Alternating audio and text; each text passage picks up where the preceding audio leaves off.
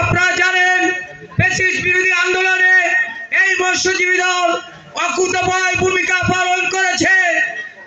আন্দোলন সংগ্রামে বিগত দিনে যেভাবে অংশগ্রহণ করেছে, ভবিষ্যতেও দলের প্রয়োজনে, দেশের প্রয়োজনে, গণতন্ত্রের প্রয়োজনে, ভোটাধিকারের প্রয়োজনে আমরা আবারও অংশগ্রহণ করব আন্দোলনে, সেই প্রতিশ্রুতি ব্যক্ত করছি।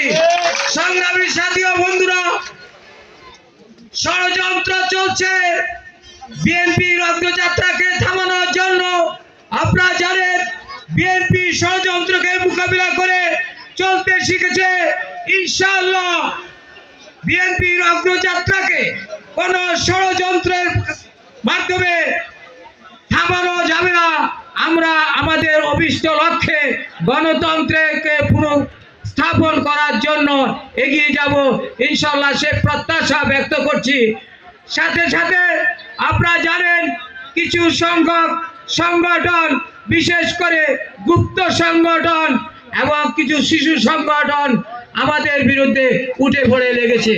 আমি এই অনুষ্ঠানের মাধ্যমে ঘোষণা করতে চাই, ঢাকা মহানগর উত্তর